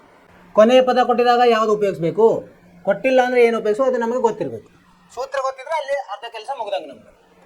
ಎನ್ ಎಷ್ಟಿದೆ ಇಲ್ಲಿ 20 ಇದೆ. 20 ಭಾಗಲಬ್ಧ 2 ಕಂಸದಲ್ಲಿ 2 ಗುಂಡ್ಲೆ 2 ಸಂಕಲನ 20 ಋಣ 1 ಡಿ ಎಷ್ಟಿದೆ 3. ಎಷ್ಟು ಬಂತು, 20 ಭಾಗಲಬ್ಧ 2 10 ಗುಂಡ್ಲೆ 4 ಸಂಕಲನ 19 ಮೂರಲೆ 57, ಅಂದರೆ 10 ಗುಂಡ್ಲೆ 61 ಎಷ್ಟು ಬಂತು 610. ಸರಿನಾ? ಏನಂತ ಬರಿಬೇಕು ನಿಂಗೆ, ಈಗ ಏನು ಬರಿಬೇಕು ಉತ್ತರ, ದತ್ತ ಸಮಾಂತರ ಶ್ರೇಣಿಯ ಮೊದಲ 20 ಪದಗಳ ಮೊತ್ತ ಎಷ್ಟು 610. ಉತ್ತರ ನೋಡಿದರೆ 610 ಸರಿಯಾಗಿದೆ. ಏನಂದರೆ ಏನು ಸರಳವಾಗಿದೆ. ಇದು 2 ಅಂಕಗಳ ಪ್ರಶ್ನೆ ಇರ್ತದೆ. ಇದು ಇಲ್ಲೇನಂದರೆ ನೀವು ಏನು ಕೊಟ್ಟಿದ್ದಾರೆ ಬರ್ಕೋಬೇಕು, ಸೂತ್ರವನ್ನು ಬರ್ಕೋಬೇಕು. ಆಮೇಲೆ ಅಲ್ಲಿಗೆ ನಿಮಗೆ 1 ಮಾರ್ಕ್ ಸಿಕ್ಬಿಡ್ತದೆ. ಆಮೇಲೆ ಅದನ್ನು ಏನೇನು ಕೊಟ್ಟಿದ್ದಾರಲ್ಲ ಅವನ್ನ ಸೂತ್ರದಲ್ಲಿ ಹಾಕಿ ನಾವು ಸರಳಗೊಳಿಸಿ ಉತ್ತರವನ್ನು ಕಂಡುಹಿಡ್ತೀವಲ್ಲ, ಅಲ್ಲಿ ನಮಗೇನು ಸಿಗ್ತದೆ, ಇನ್ನೊಂದು ಅಂಕ ಸಿಗ್ತದೆ. ಅಂದರೆ ನಾವು ಹಂತವಾಗಿ ಸರಿಯಾಗಿ ಮಾಡಿದರೆ 2 ಅಂಕಗಳು ಪೂರ್ತಿ ನಮಗೆ ಸಿಗ್ತ. ಸೊ ಇಲ್ಲೇನು ಮಾಡಿದ್ವಿ, ಏನೇನು ಕೊಟ್ಟಿದ್ದಾರೆ ಬರ್ಕೊಂಡ್ವಿ, ಸೂತ್ರ ಬರೆದ್ವಿ. ಆ ಸೂತ್ರದಲ್ಲಿ ಕೊಟ್ಟಿರೋದನ್ನೆಲ್ಲ ನಾವೇನೋ ಆದೇಶಿಸಿದ್ವಿ, ಸರಳಗೊಳಿಸಿದ್ವಿ, ಉತ್ತರ ಬಂತು 610. ಅದಕ್ಕೆ ಒಂದು ಕೊನೆಯ ವಾಕ್ಯ ಬರೆದ್ವಿ ನಾವು, ನಮ್ಮ ಹೇಳಿಕೆ, ಉತ್ತರವನ್ನು ಹೇಳಿಕೆ ರೂಪದಲ್ಲಿ ಬರೀವಿ. ಅಂದರೆ ಅದನ್ನೇನು ಪೇಪರ್ ತಿದ್ದುತ್ತಿರ್ತಾರಲ್ಲ ಅವ್ರಿಗೆ ಸರಳವಾಗ್ತದೆ. ನಿಮ್ಗೆ ಅಂಕ ಕೊಡ್ಲಿಕ್ಕೂ ಅವ್ರಿಗೆ ಯಾವುದೇ ಹಿಂಜರಿಕೆ ಇರೋದಿಲ್ಲ, ಪೂರ್ತಿ ಅಂಕ ನಿಮ್ಗೆ ಸಿಕ್ಬಿಡ್ತದೆ. ಇಷ್ಟು ಮಾಡ್ತೀರಿ, ಮಾಡಬೇಕು. 5ನೇ ಪ್ರಶ್ನೆ ಆಯಿತು. ಮುಂದಿನ ಪ್ರಶ್ನೆಗೆ ಹೋಗೋಣ. 6ನೇ ಪ್ರಶ್ನೆ ಏನು 4 ಅಂಕದ ಪ್ರಶ್ನೆ ಅದ ಇದು. ಒಬ್ಬ ವ್ಯಕ್ತಿಯು ಸೋಮವಾರದಿಂದ ಶನಿವಾರದವರೆಗೆ ಒಂದು ಅಂಗಡಿಯಲ್ಲಿ ಕೆಲಸ ಮಾಡ್ತಾನೆ. ಅಂದರೆ ವಾರದಲ್ಲಿ 6 ದಿವಸ ಕೆಲಸ ಮಾಡ್ತಾನೆ. ಅವನು ಪ್ರತಿದಿನದ ಗಳಿಕೆಯು ಒಂದು ಸಮಾಂತರ ಶ್ರೇಣಿಯಲ್ಲಿದೆ. ಸೋಮವಾರದಿಂದ ಬುಧವಾರದವರೆಗಿನ ಒಟ್ಟು ಗಳಿಕೆಯು ಎಷ್ಟಿರುತ್ತೆ? ರು 525 ಒಟ್ಟು ಗಳಿಕೆ. ಅಂದರೆ ಸೋಮವಾರ, ಮಂಗಳವಾರ, ಬುಧವಾರ ಸೇರಿಸಿದ್ರೆ 525 ಆಗಿದ್ದು, ಶುಕ್ರವಾರದ ಗಳಿಕೆಯು ಸೋಮವಾರದ ಗಳಿಕೆಗಿಂತ 100 ರು ಹೆಚ್ಚಾಗಿದ್ದರೆ ಅವನ ಪ್ರತಿದಿನದ ಗಳಿಕೆ ಕಂಡುಹಿಡಿಯಿರಿ. ಏನೇನು ಕೊಟ್ಟಿದ್ದಾರೆ ಬರ್ಕೊಂಬಂತ. ಮತ್ತೆ ಸೋಮವಾರದಿಂದ ಪ್ರಶ್ನೆ ಇದು 6ನೇ ಪ್ರಶ್ನೆ. ಅವನೇನು ಮಾಡ್ತಾನೆ? ಸೋಮವಾರ ಮಾಡ್ತಾನೆ ಕೆಲಸ. ಇದು ಸಮಾಂತರ ಶ್ರೇಣಿ. ಸೋಮವಾರ, ಮಂಗಳವಾರ, ಬುಧವಾರ, ಗುರುವಾರ, ಶುಕ್ರವಾರ, ಶನಿವಾರ, ಈ ಥರ 6 ದಿವಸ ಕೆಲಸ ಮಾಡ್ತಾನೆ. ಅವ್ರು ಏನು ಹೇಳಿದಾರೆ? ಇದಕ್ಕೇನು ಅನ್ನೋಣಂತೆ? A1 ಅನ್ನೋಣಂತೆ, ಇದಕ್ಕೆ A2 ಅನ್ನೋಣಂತೆ, ಇದಕ್ಕೆ A3 ಅನ್ನೋಣ, ಇದು A4, ಇದು A5, ಇದಕ್ಕೆ A6 ಅನ್ನೋಣಂತೆ. ಸರಿನಾ? ಅವ್ರೇನು ಹೇಳಿದಾರೆ? ಕೆಲಸ ಮಾಡ್ತಾನೆ. ಅಂದರೆ ಈಗ ಏನಾಯಿತು? ಎನ್ ಎಷ್ಟಾಯಿತು? ಪರಿಹಾರ ಬರೆಯೋಣಂತೆ. ಪರಿಹಾರ ಎನ್ ಎಷ್ಟಾಯಿತು? 6 ದಿವಸ ಆಯಿತು. ಇರಲಿ, ಪ್ರತಿದಿನ ಒಂದು ಸಮಾಂತರ ಶ್ರೇಣಿಯಲ್ಲಿದೆ. ಇದು ಸಮಾಂತರ ಶ್ರೇಣಿ. ಸೋಮವಾರದಿಂದ ಬುಧವಾರದವರೆಗಿನ ಒಟ್ಟು ಗಳಿಕೆ ಅಂದರೆ S3. S3 ಎಷ್ಟು ಹೇಳಿದಾರೆ ಅವರು? 525 ಅಂತ ಹೇಳಿದ್ದಾರೆ. ಇದನ್ನು ಬರ್ಕೊಂಡು ಮತ್ತೇನು ಹೇಳಿದ್ದಾರೆ ಅವರು? ಶುಕ್ರವಾರದ ಗಳಿಕೆ ಏನಂತ ತಿಳ್ಕೊಂಡೇನು? A5 ಅಂತ ತಿಳ್ಕೊಂಡು. ಅದು ಏನಂತ ಹೇಳಿದ್ದಾರೆ? ಸೋಮವಾರದ ಗಳಿಕೆಗಿಂತ 100 ರು ಹೆಚ್ಚಾಗಿದೆ. ಸೋಮವಾರದ ಗಳಿಕೆ A1 ಇದೆ, ಅದಕ್ಕಿಂತ 100 ರು ಹೆಚ್ಚಿಗೆ ಆಗಿದೆ. ಸೊ ಅವನು ಪ್ರತಿದಿನದ ಗಳಿಕೆ ಕಂಡುಹಿಡಿಯಬೇಕು. S3 ಹೆಂಗೆ ಕಂಡುಹಿಡಿಯೋದು? ನಾವು ಒಂದು ಸೂತ್ರದಲ್ಲಿ ಹಾಕಬೇಕಾಗ್ತದೆ. ಇಲ್ಲಿ ಏನೇನಿದೆ? ಇಲ್ಲಿ ಏನು 3 ಆಗುತ್ತೆ. ಈಗ 3 ದಿವಸದ ಮಾತ್ರ. S3 ಸೂತ್ರದಲ್ಲಿ ಹಾಕಿದಾಗ n ಭಾಗಲಬ್ಧ 3 2a ಸಂಕಲನ n ಋಣ 1 d ಆಗುತ್ತೆ. ಸರಿನಾ? S3 ಎಷ್ಟು ಕೊಟ್ಟಿದ್ದಾರೆ? 525 ಕೊಟ್ಟಿದ್ದಾರೆ. ಸಮ n 3 ಭಾಗಲಬ್ಧ 3 n ಭಾಗಲಬ್ಧ 2 3 n ಭಾಗಲಬ್ಧ 2 ಸೂತ್ರವೇ ತಪ್ಪ ಬರುತ್ತೆ. ಒಂದನೇದು ಗೊತ್ತಿಲ್ಲ. A1 ಇದೆ ಅಥವಾ A2 ಒಂದೇ? 2a ಸಂಕಲನ n ಎಷ್ಟು? 3 ಋಣ 1 d ಆಯಿತು. ಸರಿನಾ? ಈಗ ಏನಾಯಿತು? 525 ಗುಂಡ್ಲೆ 2 ಭಾಗಲಬ್ಧ 3 ಸಮ 2a ಸಂಕಲನ 2d ಆಯಿತು. ಅಂದರೆ ಇದು ಹೋಗುತ್ತೆ ನೋಡೋಣ. ಹೋಗುತ್ತೆ. 3 ಒಂದಲೇ 3 ಎಷ್ಟು ಉಳಿತು? 2 ಉಳಿತು. 3 ಒಳ್ಳೆ 21 3 5 15 350 ಸಮ 2a ಸಂಕಲನ 2d. ಇದಕ್ಕೇನು ಮಾಡೋಣ? 2ರಿಂದ ಭಾಗಿಸ್ಕೊಳ್ಳೋಣ ಅಂತ. ಏನು ಬರ್ತದೆ? a ಸಂಕಲನ d ಸಮ 175. ಇದು ಒಂದು ಇದು ಆಯ್ತು ನಮ್ಮ ಸಮೀಕರಣ. ಇಲ್ಲಿ ನೋಡೋಣ ಏನಾಗುತ್ತೆ. A5 ಹೆಂಗೆ ಬರ್ತದೆ ನಮಗೆ? A5 ಅಂದರೆ ಅದು ಸೂತ್ರದಲ್ಲಿ ಹಾಕಿದ a ಸಂಕಲನ 4d ಆಗುತ್ತೆ. ಇದು A1 ಅಂದರೆ a ಇರ್ತದೆ, ಸಂಕಲನ 100. ಈಗೇನಾಯಿತು? a ಇಲ್ಲಿ ಕ್ಯಾನ್ಸಲ್ ಆಗಿ d ಸಿಕ್ಬಿಡುತ್ತೆ ನಾವು. 4d ಸಮ 100. d ಎಷ್ಟು ಬಂತು? 100 ಭಾಗಲಬ್ಧ 4 ಅಂದರೆ 25 ಬಂತು. ಇಲ್ಲಿ d ಸಿಕ್ತು. a ಇಲ್ಲಿಂದ ಉಪಯೋಗಿಸೋಣ ಅಂತ. ಇದನ್ನು a ಏನಾಗುತ್ತೆ? 175 ಋಣ d ಆಗುತ್ತೆ. ಅಂದರೆ 175 ಋಣ 25 ಅಂದರೆ ಎಷ್ಟಾಯಿತು? 150 ಆಯಿತು. ಈಗೇನು ಸಿಕ್ತು? ಡಿನೇ ಸಿಕ್ತು. ಆವಾಗ A1 A2 ಕಂಡುಹಿಡಿಬೋದು. ಈಗ ಸೋಮವಾರದ ಗಳಿಕೆ ಎಷ್ಟಾಯಿತು? ಸೋಮವಾರದ ಗಳಿಕೆ A ಎಷ್ಟು? A ಅಥವಾ A1 150 ರೂಪಾಯಿ. ಮಂಗಳವಾರದ ಗಳಿಕೆ ಏನಾಯಿತು? A2. ಅಂದರೆ ಇದು ಹೆಂಗೆ ಬರ್ತದೆ? ಎಕ್ಕೆ ಡಿ ಅನ್ನು ಸೇರಿಸಿದಾಗ ಎಷ್ಟು ಬರ್ತದೆ? ಎಕ್ಕೆ ಡಿ ಸೇರಿಸಿದರೆ A 150, ಡಿ ಎಷ್ಟು ಬಂದಿದೆ? 25 ಅಂದರೆ 175 ಆಯಿತು. ಬುಧವಾರ ಇದಕ್ಕೆ. ಆಮೇಲೆ ಮಂಗಳವಾರಕ್ಕೆ ಏನು? A3 ಇದು A ಸಂಕಲನ 2d ಅಥವಾ ಮಂಗಳವಾರಕ್ಕೆ ಡಿ ಸೇರಿಸಿದ್ರೆ ಬರ್ತದೆ. 125ಕ್ಕೆ 25 ಸೇರಿದ್ರೆ 200 ಆಯಿತು. ಗುರುವಾರ ಎಷ್ಟು? A4 A ಸಂಕಲನ 3d ಅಂದರೆ 200ಕ್ಕೆ 25 ಸೇರಿಸ್ಬೇಕು ಅಂದರೆ 225. ಗುರುವಾರ ಅಂದರೆ ಶುಕ್ರವಾರ A5 A ಸಂಕಲನ 4d ಸಮ ಇದಕ್ಕೆ 25 250. ಮತ್ತು ಶನಿವಾರ A6 ಅಂದರೆ ಏನು ಬಂತು? A ಸಂಕಲನ 5d ಸಮ 275 ಬಂತಲ್ಲ. ಇಲ್ಲಿ ಸೋಮವಾರ ಬಂತು, ಎಲ್ಲ ವಾರಗಳ ಗಳಿಕೆ ಬಂತು. ಈಗ ನೋಡಿ ಅವ್ರೇನು ಹೇಳಿದ್ದಾರೆ? ಒಂದು ಇಲ್ಲಿ ಹೇಳಿದ್ರಲ್ಲ ಏನೋ ಶುಕ್ರವಾರದ ಗಳಿಕೆಯು ಸೋಮವಾರಕ್ಕಿಂತ 100 ಜಾಸ್ತಿ ಆಗಿದೆ ಅಂತ. ಅದನ್ನು ಇಲ್ಲಿ ಸರಿ ಹೋಗುತ್ತೆ ನೋಡು. ಶುಕ್ರವಾರದ ಗಳಿಕೆ ಎಷ್ಟಿದೆ? 250 ಇದೆ. ಸೋಮವಾರದ ಗಳಿಕೆ 150. ಇಲ್ಲಿ 100 ಜಾಸ್ತಿ ಆಯಿತು. ಇದು ಸರಿ ಆಯಿತು. ಅಂದರೆ ತಾಳೆ ಸದೇ ನೋಡಿದ್ವಿ ನಾವು ಮಾಡಿದ ಲೆಕ್ಕವು ಸರಿಯಾಗಿದೆ ಅಂತ ಆಯಿತು. ಇಲ್ಲಿ ಉತ್ತರವನ್ನು ನೋಡಿದಾಗ ಸೋಮವಾರ 150, ಮಂಗಳವಾರ 175, ಬುಧವಾರ 200, ಗುರುವಾರ 225, ಶುಕ್ರವಾರ 250, ಶನಿವಾರ 270 ಸರಿಯಾದ ಉತ್ತರ. ಎಲ್ಲ ಉತ್ತರಗಳು ಬಂತು. ಅರ್ಥವಾಯಿತು ವಿದ್ಯಾರ್ಥಿಗಳೇ? ಏನು ಕೊಟ್ಟಿದ್ದಾರೆ ಅವರು? ಮೊದಲು ಅವನು ಮಾಡುವ ಗಳಿಕೆ ಒಂದು ಸಮಾಂತರ ಶ್ರೇಣಿಯಲ್ಲಿದೆ ಅಂತ ಹೇಳಿದ್ದಾರೆ. ಸೋಮವಾರ, ಮಂಗಳವಾರ, ಬುಧವಾರ, ಗುರುವಾರ, ಶುಕ್ರವಾರ. ಆಮೇಲೆ ಏನು ಹೇಳಿದ್ದಾರೆ ಅವರು?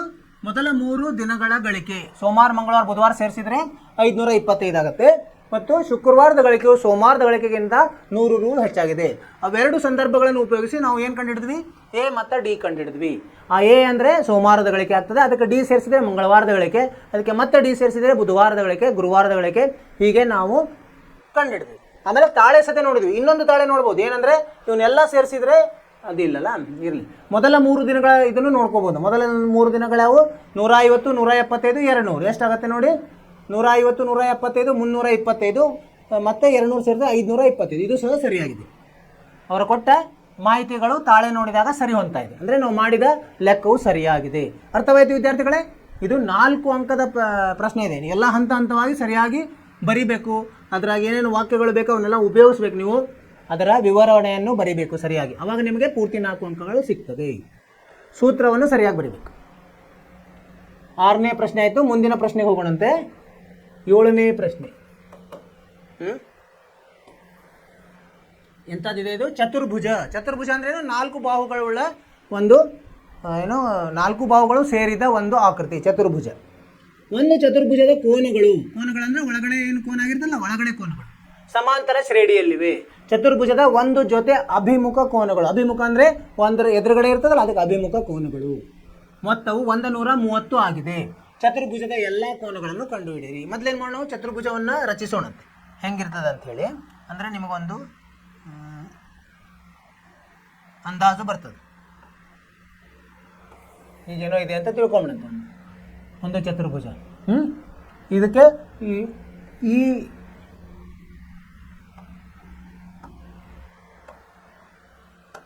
ಇದಕ್ಕೆ ಒಳಗಡೆ ಇದಕ್ಕೆ A1 ಅನ್ನೋಣಂತೆ, ಇದಕ್ಕೆ A2 ಅನ್ನೋಣಂತೆ, ಇದಕ್ಕೆ A3 ಅನ್ನೋಣಂತೆ, ಇದಕ್ಕೆ A4 ಅನ್ನೋಣಂತೆ. ನಮಗೆ ಒಂದು ಇದರ ಗುಣಧರ್ಮ ಗೊತ್ತಿರಬೇಕು. ಚತುರ್ಭುಜದ ಒಳಗಡೆ ಕೋನಗಳ ಮೊತ್ತ ಎಷ್ಟಿರ್ತದೆ? 360 ಇರ್ತದೆ. ಒಟ್ಟು ಮೊತ್ತ ಅಂದ್ರೇನು? A1 ಸಂಕಲನ A2 ಸಂಕಲನ A3 ಸಂಕಲನ A4 ಸಮ ಎಷ್ಟಿರ್ತದೆ? 360. ಇದು ಗೊತ್ತಿರಬೇಕು. ಆಮೇಲೆ ಅವ್ರು ಏನು ಕೊಟ್ಟಿದ್ದಾರೆ ಅದನ್ನು ಉಪಯೋಗಿಸೋಣಂತೆ. ಒಂದು ಜೊತೆ, ಈ ಜೊತೆ ಅಂತ ತಿಳ್ಕೊಳ್ಳೋಣ. ಈ ಜೊತೆ ಇದೆಲ್ಲ, ಈ ಜೊತೆಯ ಕೋನಗಳ ಮೊತ್ತ 130 ಆಗಿದೆ ಅಂತ ಹೇಳಿದ್ದಾರೆ. ಪರಿಹಾರ ಬರೆಯೋಣಂತಿಲ್ಲಿ. ಪರಿಹಾರ A1 ಸಂಕಲನ A3 ಸಮ 130. ಈಗ ಇನ್ನೊಂದರದ್ದು ಏನಿರ್ತದೆ? ಇನ್ನೊಂದು ಜೋಡಿನೂ ಆಗುತ್ತಲ್ಲ. A2 ಸಂಕಲನ A4 360ರಲ್ಲಿ ಇದನ್ನು ಕಳಿಬೇಕು. ಕಳೆದ್ರೆ ಎಷ್ಟಾಗುತ್ತೆ? 230 ಆಗ್ತದೆ. ಇವೆರಡರ ಸಹಾಯದಿಂದ ನಾವೇನು ಮಾಡೋಣಂತೆ? ಈಗ ಕಂಡುಹಿಡಿಯೋಣಂತೆ ಎ ಮತ್ತು ಡಿ ಅನ್ನು. ಇದನ್ನು ಹೆಂಗೆ ಬರಿಬೋದು ನಾವು? A1 ಅಂತಂದರೆ ಎ ಅಂತ ಆಗುತ್ತೆ, ಮತ್ತು A2 ಅಂದರೆ ಹೆಂಗೆ ಬರ್ತದೆ? ಎ ಸಂಕಲನ ಡಿ ಆಗಿ ಬರ್ತದೆ, ಯಾಕಂದ್ರೆ ಸಮಾಂತರ ಶ್ರೇಣಿಯಲ್ಲಿವೆ ಅಂತ ಹೇಳಿದ್ರೆ. ಇದು A3 ಹೆಂಗೆ ಬರ್ತದೆ? ಎ ಸಂಕಲನ 3D ಆಗ್ತದೆ. ಇದು A4 ಅಂದರೆ ಎ ಸಂಕಲನ, ಇಲ್ಲಿ 3 ಅಂದರೆ 2D ಆಗಬೇಕಾಯ್ತಲ್ಲ, ಒಂದು 2D ಆಗ್ತದೆ. 2D ಸಂಕಲನ ಎ ಸಂಕಲನ 3D ಸಮ 360. ಅಂದರೆ 1 2 3 4 4A ಸಂಕಲನ ಇದು ಎಷ್ಟಾಯಿತು? ಡಿ 2D 3D ಅಂದರೆ 6D ಸಮ 360. ಇದು ಎಷ್ಟರಿಂದ ಭಾಗ ಆಗ್ತದೆ? 2ರಿಂದ ಭಾಗ ಹೋಗ್ತದೆ. ತೆಗೆಯೋಣಂತಿದೆ. 2A ಸಂಕಲನ 3D ಸಮ 185. ಈಗ ಇವು ಹೇಗೆ ಬರ್ತಾವೆ ನೋಡ್ರಿ. A1 ಸಂಕಲನ A3 ಸಮ 130. ಅಂದರೆ A1 ಅಂದರೆ ಎ ಸಂಕಲನ, A3 ಅಂದರೆ ಎ ಸಂಕಲನ 2D ಸಮ 130. 2A ಸಂಕಲನ 2D ಸಮ 130. ಈಗ ಇದನ್ನು 2ರಿಂದ ಭಾಗಿಸಿದ್ರೆ ಏನಾಗುತ್ತೆ? ಎ ಸಂಕಲನ ಡಿ ಸಮ 65 ಆಗುತ್ತೆ. ಸರಿನಾ? ಅದನ್ನು ಇಲ್ಲೆಲ್ಲಾದರೂ ಉಪಯೋಗಿಸ್ಬೋದು ನಾವು. ಈಗ ಡಿ ಎ ಬೆಲೆ ಎಷ್ಟಾಯಿತು? 65 ಋಣ ಡಿ ಆಯಿತು. ಅದನ್ನು ಇಲ್ಲಿ ಉಪಯೋಗಿಸೋಣಂತೆ. 2 ಅಂಶದಲ್ಲಿ 65 ಋಣ ಡಿ ಸಂಕಲನ 3D ಸಮ 180. 2 ಗುಂಡ್ಲೆ 65 130 ಋಣ 2D ಸಂಕಲನ 3D ಸಮ 180. ಈಗೇನಾಯಿತು? 130 ಈ ಕಡೆ ಹೋದರೆ 180 ಋಣ 130 ಆಗುತ್ತೆ. ಅಂದರೆ ಇದು 50 ಆಯಿತು. ಇಲ್ಲಿ 3Dಯಲ್ಲಿ 2D ಹೋದರೆ ಡಿ ಆಗಿ ಉಳಿತದೆ. ಸೊ ಡಿ ಬೆಲೆ ಸಿಕ್ತು ನಮ್ಗೆ 50. ಡಿ ಬೆಲೆ ಸಿಕ್ಕ ಮೇಲೆ ಇಲ್ಲಿ ಎ ಬೆಲೆ ಎಷ್ಟಾಗ್ತದೆ? 65 ಋಣ 50 ಸಮ 15 ಆಯಿತು. ಈಗ ಎ ಸಿಕ್ತು, ಡಿ ಸಿಕ್ತು. ಅವಾಗ ಇದನ್ನು A1 ಅನ್ನು ಆರಾಮಾಗಿ ಕಂಡುಹಿಡಿಬೋದು. ಏನು? A1 ಅಂದರೆ ಎಷ್ಟಾಗುತ್ತೆ? A1 ಅಂದರೆ ಎ ಎಷ್ಟು? 15. A2 ಅಂದರೆ ಎ ಸಂಕಲನ ಡಿ ಅಂದರೆ 15 ಸಂಕಲನ 50 65. A3 ಎಷ್ಟಾಗುತ್ತೆ? ಎ ಸಂಕಲನ 2D ಅಂದರೆ ಎಷ್ಟಾಯಿತು? 65ಕ್ಕೆ 50 ಸೇರಿಸಿ 115. A4 ಎಷ್ಟಾಗುತ್ತೆ? ಎ ಸಂಕಲನ 3D ಅಂದರೆ ಇದಕ್ಕೆ ಮತ್ತೆ ನಾವು 50 ಸೇರಿಸಿ 165 ಆಯಿತು. 4 ಸಿಕ್ಬಿಡ್ತು ನಮಗೆ ಅಲ್ವಾ? ಈಗ ಅವರು ಕೊಟ್ಟಿದ್ದಾರೆ ಅಭಿಮುಖ ಕೋನಗಳ ಮೊತ್ತವು 130. ನೋಡೋಣ A1 ಮತ್ತು A3ಗಳ ಮೊತ್ತ ಎಷ್ಟು ಬಂತು? A1 15 ಬಂತು, A3 115 ಬಂತು. ಇವೆರಡು ಸೇರಿಸಿದ್ರೆ 130 ಸರಿಯಾಗಿದೆ. ಇವೆರಡನ್ನು ನೋಡಿ A2 ಮತ್ತು A4 A2 65, A4 165. ಇವನ್ನು ಸೇರಿಸಿದ್ರು 230 ಬರ್ತದೆ. ಅಂದರೆ ನಮ್ಮ ಮಾಡಿದ ಲೆಕ್ಕವು ಸರಿಯಾಗಿದೆ. ಅವರು ಕೊಟ್ಟಿರೋ ಮಾಹಿತಿಯನ್ನು ಉಪಯೋಗಿಸಬೇಕು, ಅವರು ಕೇಳಿದ್ದನ್ನು ಕಂಡುಹಿಡಿಬೇಕು. ಮೊದಲು ಅವರ ವಾಕ್ಯವನ್ನು ಅರ್ಥ ಮಾಡ್ಕೋಬೇಕು. ನಾವು ಏನಂತ ಹೇಳಿದಾರೆ ಅವರು? ಒಂದು ಚತುರ್ಭುಜ ಕೋನ, ಚತುರ್ಭುಜ ಅಂದ್ಕೊಂಡು ರಚಿಸ್ಬಿಡ್ಬೇಕು. ಅಲ್ಲೇ ಒಂದು ಕಚ್ಚಾ ಚತುರ್ಭುಜ ರಚಿಸಿ ಒಂದೊಂದಕ್ಕೂ ಏನು ಒಂದೇ ಇದರಲ್ಲಿ ನಾವು ಹೆಸರು ಕೊಡಬೇಕು. A1 A2 A3 A4 ಆ ಥರ ಕೊಡಬೇಕು. ಆಮೇಲೆ ಏನು ಹೇಳಿದ್ದಾರೆ ಅವರು? ಒಂದು ಅಭಿಮುಖ ಅಂದ್ರೆ ಎದುರ ಬದರ ಇರೋ ಕೋನಗಳ ಮೊತ್ತ 130 ಇದೆ. ಅಂದರೆ ಇನ್ನೊಂದು ಅಭಿಮುಖದ್ದು 360ರಲ್ಲಿ 130 ಕರೆದ್ರೆ ಎಷ್ಟಾಗುತ್ತೆ? 230 ಆಗುತ್ತೆ. ಅದನ್ನು ಬರ್ಕೋಬೇಕು. ಅವೆರಡು ಸಾಧದಿಂದ ಅವು ಏನಿದಾವಲ್ಲ A1 A2 A3 A4 ಅವನ್ನು A+B A+2D A+4D ಅಂತ 3D ಅಂತ ತಗೊಂಡು ಅವುಗಳನ್ನು ಆದೇಶಿಸಿ ನಾವು A ಮತ್ತು D ಅನ್ನು ಕಂಡುಹಿಡಿಬೇಕು. A ಮತ್ತು D ಅನ್ನು ಕಂಡುಹಿಡಿದ ಮೇಲೆ ಉಳಿದದ್ದೇನು ಸರಳವಾಗಿದೆ. A1 ಅಂದರೆ A, A2 ಅಂದರೆ A+D, A3 ಅಂದರೆ A+2D, A4 ಅಂದರೆ A+3D. ಅವನ್ನ ಮಾಡಿ ನಾವು ಕಂಡುಹಿಡಿದ್ವಿ. ಅವಾಗ ನಮಗೆ ಇವು ಬಂದು 15 65 115 165 ಇವುಗಳ ತಾಳೆ ಸದ ನೋಡಿದ್ವಿ ನಾವು. ಎಲ್ಲ ಕೋನಗಳ ಮೊತ್ತವು 360 ಸರಿ ಆಯಿತು. ಮತ್ತು ಅಭಿಮುಖ ಕೋನಗಳ ಮೊತ್ತವು ಅವ್ರು ಹೇಳಿದ ಪ್ರಕಾರ ಒಂದು 130 ಇನ್ನೊಂದು 230 ಸರಿಯಾಗಿದೆ. ಅರ್ಥವಾಯಿತು ವಿದ್ಯಾರ್ಥಿಗಳೇ? ಈ ಥರ ಮಾಡಬೇಕು. ಇದು ಸಹ 4 ಅಂಕಗಳ ಪ್ರಶ್ನೆ. ಇಲ್ಲಿ ಈ ಥರ ಬರೀಬೇಕು ಎಲ್ಲ ಕೋನಗಳು A1 A2 A3 A4 15 65 115 165 ಈ ಥರ ಕೊನೆಗೆ ಉತ್ತರ ಬರೆದುಬಿಟ್ರೆ ನಮ್ಮದು ಕೆಲಸ ಮುಗಿದ ಹಾಗೆ. ಅರ್ಥವಾಯಿತು? ಮುಂದಿನ ಪ್ರಶ್ನೆಗೆ ಹೋಗೋಣ. 8ನೇ ಪ್ರಶ್ನೆ. 8ನೇ ಪ್ರಶ್ನೆ. ಇಲ್ಲಿ ಒಂದು ಸಮಾಂತರ ಶ್ರೇಣಿ ಕೊಟ್ಟಿದ್ದಾರೆ. 2 ಮೊದಲೇ ಪದ 2 ಮಧ್ಯದ ಪದ ಅಂದರೆ 2ನೇ ಪದ x 3ನೇ ಪದ 26 ಇವು ಸಮಾಂತರ ಶ್ರೇಣಿಯಲ್ಲಿದ್ದರೆ x ನ ಬೆಲೆ ಕಂಡುಹಿಡಿಯಿರಿ. ಅವಾಗ ಏನು ಮಾಡ್ಬೇಕು ನಾವು? ಇಂಥ ಸಂದರ್ಭದಲ್ಲಿ ಸಾಮಾನ್ಯ ವ್ಯತ್ಯಾಸದ ಉಪಯೋಗ ತಗೋಬೇಕು ನಾವು. ಅದನ್ನು ಏನಿರ್ತದೆ ಸಾಮಾನ್ಯ ವ್ಯತ್ಯಾಸ, ಎಲ್ಲ ಪದಗಳ ಸಾಮಾನ್ಯ ವ್ಯತ್ಯಾಸ ಅಂದರೆ ಎಷ್ಟೇ ನೀವು ಸಾಮಾನ್ಯ ವ್ಯತ್ಯಾಸ ತಗೋರಿ ಅವುಗಳು ಸಮವಾಗಿರ್ತವೆ ಅನ್ನೋದು ಗೊತ್ತಿದೆ ನಮ್ಗೆ ಸಮಾಂತರ ಶ್ರೇಣಿ. ಅದರ ಉಪಯೋಗ ತೊಗೊಂಡು ಇದನ್ನು ಕಂಡುಹಿಡಬೇಕು. 2x 26 3 ಪದಗಳಿವೆ. ಈಗೇನು ನಾವು ತೊಗೋಬೇಕು? ನಾವು x ಕಂಡುಹಿಡಿಬೇಕು ಅಲ್ವಾ? ಪರಿಹಾರ 3 ಪದಗಳಿದ್ದಾಗ 2 ಸಾಮಾನ್ಯ ವ್ಯತ್ಯಾಸ ಬರ್ತದೆ. ಅಂದರೆ D1 ಬರ್ತದೆ. ಅಂದರೆ D1 ಹೆಂಗೆ ಕಂಡುಹಿಡ್ತೀವಿ? A2 ಋಣ A1 ಇನ್ನೊಂದು D2 ಬರ್ತದೆ. ಹೆಂಗೆ? A3 ಋಣ A2. A2 ಎಷ್ಟಿದೆ? x ಇದೆ, x ಋಣ 2. ಇಲ್ಲಿ A3 ಎಷ್ಟಿದೆ? 26 ಋಣ x ಇದೆ. ಈಗೇನಂತ ಹೇಳ್ಬೇಕು ನಾವು? ಸಾಮಾನ್ಯ ವ್ಯತ್ಯಾಸ ಒಂದೇ ಇರ್ತದೆ. D1 ಸಮ D2 ಅಂತ ಬರ್ಕೊಂಡು, ಆದ್ದರಿಂದ x ಋಣ 2 ಸಮ 26 ಋಣ x. ಈ ಎಕ್ಸನ್ನು ಆ ಕಡೆ ತೊಗೊಂಡ್ರೆ ಸಂಕಲನ ಆಗುತ್ತೆ, 2x ಆಯಿತು. ಆ ಋಣ 2 ಈ ಕಡೆ ಧನ ಆಗಿ 28 ಆಯಿತು. ಎಕ್ಸ್ ಬೆಲೆ 28 ಭಾಗಲಬ್ಧ 2 ಸಮ 14. ಎಕ್ಸ್ ಬೆಲೆ 14 ಸರಿಯಾಗಿದೆ ನೋಡಂತ. ಸರಿಯಾಗಿದೆ. ಯಾವುದಿದು ಆಯ್ಕೆ ಕೊಟ್ಟಿದ್ದಾರೆ ಅವರು? ಆಯ್ಕೆ ಇದೆ 12 14 28 24. ಉತ್ತರವನ್ನು ಆಯ್ಕೆ ರೂಪದಲ್ಲಿ ಬರೆಯೋಣ. ಉತ್ತರ ಆಯ್ಕೆ ಯಾವುದಿದು? 14 ಎಷ್ಟನೇ ಆಯ್ಕೆ? ಬಿ. ಆಯ್ಕೆ ಬಿ 14. ಈ ಥರ ಬರೆದ್ರೆ ಆಯಿತು ನಮ್ಮ ಕೆಲಸ. ಅರ್ಥವಾಯಿತು? ಸರಳವಾಗಿದೆ ಇದು. ಅವರು ಸಮಾಂತರ ಶ್ರೇಣಿ ಕೊಟ್ಟು ಒಂದು ಪದವನ್ನು ಎಕ್ಸ್ ರೂಪದಲ್ಲಿ ಕೊಟ್ಟಿದ್ದಾರೆ. ನಾವು ಸಾಮಾನ್ಯ ವ್ಯತ್ಯಾಸವನ್ನು ಉಪಯೋಗಿಸಿ ಇದರ ಉತ್ತರವನ್ನು ಕಂಡುಹಿಡಿಬೇಕು. ಕಂಡುಹಿಡಿದ್ವಿ, ಉತ್ತರ 14 ಬಂತು. ಸರಳವಾದ ಉತ್ತರ. ಒಂದು ಪ್ರಶ್ನೆ, 1 ಅಂಕದ ಪ್ರಶ್ನೆ. ಮುಂದಿನ ಲೆಕ್ಕಕ್ಕೆ ಹೋಗೋಣಂತೆ. 9ನೇ ಲೆಕ್ಕ ಏನಿದೆ? 9ನೇ ಲೆಕ್ಕ ಇದು ಸಹ 1 ಅಂಕ. ಆದರೆ ಏನು ತಪ್ಪಿದೆ? ಇದು ಜಾಸ್ತಿ ಇದೆ. ಇಲ್ಲಿ 1 ಅಂಕನೇ ಇದೆ. ಇಲ್ಲಿ ದೊಡ್ಡ ಪದ್ಧತಿ, ಸಣ್ಣ ಪದ್ಧತಿ ನಾನು ಹೇಳ್ತೀನಿ. ಒಂದು ಸಮಾಂತರ ಶ್ರೇಣಿಯ ಮೊದಲ 6 ಪದಗಳ ಮೊತ್ತ ಮತ್ತು ಮೊದಲ 5 ಪದಗಳ ಮೊತ್ತವು ಕ್ರಮವಾಗಿ 78 55 ಆಗಿದೆ. ಹಾಗಾದರೆ ಆ ಶ್ರೇಣಿಯ 6ನೇ ಪದವನ್ನು ಕಂಡುಹಿಡಿಯಿರಿ. ಇಲ್ಲಿ ಇಷ್ಟು ದೊಡ್ಡ ಸೂತ್ರ ಆಗಿ ಕಂಡುಹಿಡಿಯೋ ಕಾರಣವಿಲ್ಲ, ನಾವು ಸರಳವಾಗಿ ಮಾಡೋಣ. ಏನೇನು ಕೊಟ್ಟಿದ್ದಾರೆ? ಮೊದಲ 6 ಪದಗಳು S6 ಕೊಟ್ಟಿದ್ದಾರೆ. ಎಷ್ಟು? S6 78 ಇದೆ. S6 78 ಇದೆ. ಇನ್ನೊಂದು 5 S5 ಕೊಟ್ಟಿದ್ದಾರೆ. S5 ಎಷ್ಟು ಕೊಟ್ಟಿದ್ದಾರೆ? 55 ಕೊಟ್ಟಿದ್ದಾರೆ. 5 × 6 = 75. 5 × 5 = 75. 5 × 6 = 120. 120 ಏನು ಕೇಳಿದ್ದಾರೆ ಅವರು? ಆರನೇ ಪದ ಎ 6 ಕೇಳಿದ್ದಾರೆ. ಇಲ್ಲಿ ಒಂದು ಏನು ಸೂತ್ರ ನೆನಪಿಡಬೇಕಂದ್ರೆ ನಾವು ಈಗ ಯಾವುದೇ ಒಂದು ಇದರಲ್ಲಿ ಈಗ ಎ 6 ಅಥವಾ ನಿಮಗೆ ಒಂದು ಸಾಮಾನ್ಯ ಸೂತ್ರ ಹೇಳ್ತೀನಿ. ಎ ಎನ್ ಮೊತ್ತದ ರೂಪದಲ್ಲಿ ಕೊಟ್ಟಿದಾಗ ಹೆಂಗೆ ಕಂಡುಹಿಡಿದು ಎ ಎನ್ ಕೇಳಿದಾಗ ಏನು ಮಾಡಬೇಕು? ಎಸ್ ಎನ್ ಋಣ 1. ಇದು ಒಂದು ಸೂತ್ರ ಇದೆ, ಇದನ್ನು ನೆನಪಿಟ್ಕೋಬೇಕು ನಾವು. ಈ ಸೂತ್ರವನ್ನು ನೆನಪಿಟ್ಕೊಂಡ್ಬಿಟ್ರೆ ನಾವು ಇಂಥ ಪ್ರಶ್ನೆಗಳನ್ನು ಸರಳವಾಗಿ ಉತ್ತರಿಸಬೇಕು. ಯಾಕಂದರೆ ಇದು 1 ಅಂಕದ ಪ್ರಶ್ನೆ ಇದೆ, ಅದಕ್ಕೆ ತುಂಬ ವಿವರವಾಗಿ ಮಾಡೋ ಕಾರಣ ಇಲ್ಲ. ಇಲ್ಲಿ ಎಸ್ ಎನ್ ಅಂದರೆ ಏನು ಬರಬೇಕು? ಎನ್ ಅಂದರೆ ಇಲ್ಲಿ ಎ 6 ಕೇಳಿದ್ದಾರೆ ಅಂದರೆ 6ನೇ ಪದದು. ಇಲ್ಲಿ ಎಸ್ 6 ಮತ್ತು ಎಸ್ 6ರಲ್ಲಿ 1 ಹೋದರೆ ಎಸ್ 5. 6 5 ಕೊಟ್ಟಿದ್ದಾರಲ್ಲ ಅವನು ಇಲ್ಲಿ ಹಾಕೋದು 78 ಋಣ 55 ಅಂದರೆ ಎಷ್ಟು ಬಂತು? 78ರಲ್ಲಿ 55 ಹೋದರೆ 23 ಬರ್ತದೆ. 23 ಸರಿಯಾದ ಉತ್ತರ. ಎ 6ದ ಉತ್ತರ. ಇದು ಅಷ್ಟೇ ಕಂಡುಹಿಡಿಯೋಕೆ ಬರ್ತದೆ. ಮತ್ತು ಇದು ಈ ಸಹಾಯದಿಂದ ಎ 5 ಕಂಡುಹಿಡ್ರಿ, ಎ 1 ಕಂಡುಹಿಡ್ರಿ, ಅದು ಬರಲ್ಲ. ಅವ್ರು ಏನು ಕೊಟ್ಟಿದ್ದಾರೆ?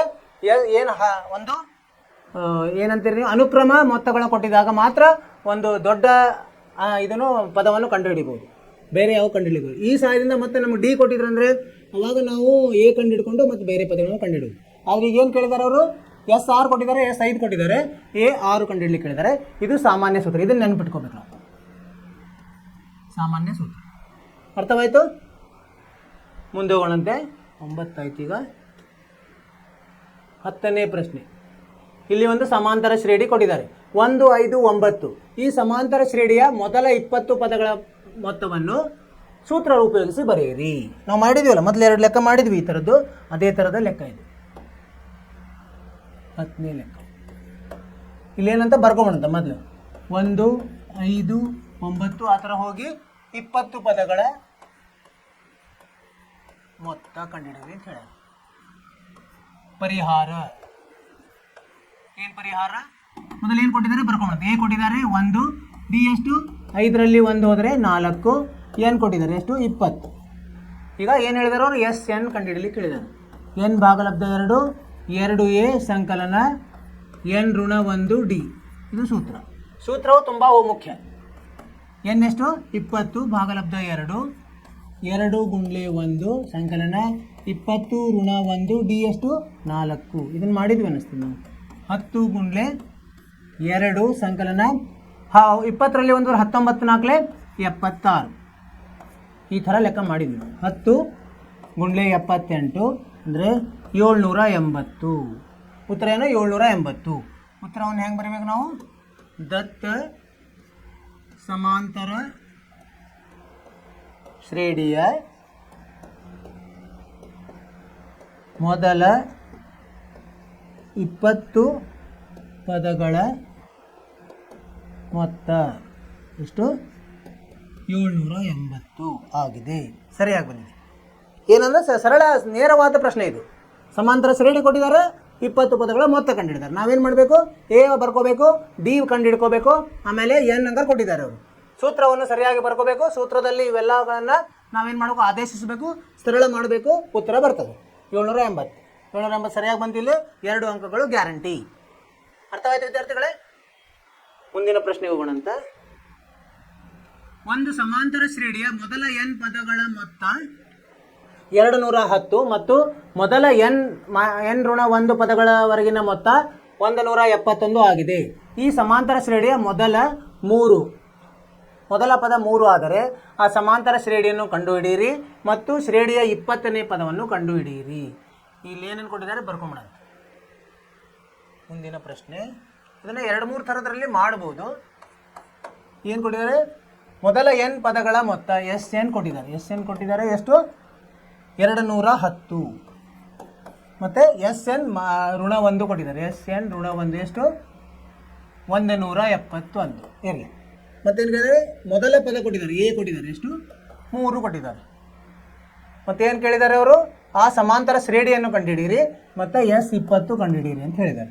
ಹೆಂಗೆ ಮಾಡೋದಂದರೆ ಸರಳವಾಗಿ ಅಂದರೆ ನಾವು ಒಂದು ಹೊಸ ಸೂತ್ರವನ್ನು ನೋಡಿದ್ವಲ್ಲ, ಎ ಎನ್ ಸಮ ಎಸ್ ಎನ್ ಋಣ ಎಸ್ ಎನ್ -1. ಇದರಿಂದ ಎ ಎನ್ ಕಂಡುಹಿಡ್ಕೋಬೇಕು ನಾವು. ಹೆಂಗೆ ಕಂಡುಹಿಡಿದು? ಎಸ್ ಎನ್ ಕೊಟ್ಟಿದ್ದಾರೆ 210 ಋಣ 171. ಎಷ್ಟಾಗುತ್ತೆ ಇದು? 210ರಲ್ಲಿ 171 ಎಷ್ಟು ಇದಿದೆ 19 29 ಆಯಿತು ಸರಿನಾ an 39 9 ಸರಿಯಾಗಿದೆ. ಈಗ ಇದನ್ನು ಉಪಯೋಗಿಸಿ an ಸಮ a ಸಂಕಲನ n ಋಣ 1 d ಇಲ್ಲಿ ಇದನ್ನು ಉಪಯೋಗಿಸಿ ಡಿ ಕಂಡುಹಿಡ್ಕೊಳ್ಳೋಣ.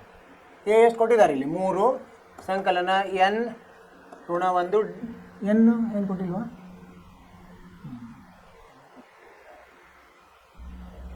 20 ಪದಗಳ ಮೊತ್ತ ಕಂಡುಹಿಡಿಯಬಹುದು. ಏನು ಸಿಕ್ತೋ ಇಲ್ಲಿ ಏನು ಗೊತ್ತಾಗಲಿಲ್ಲ.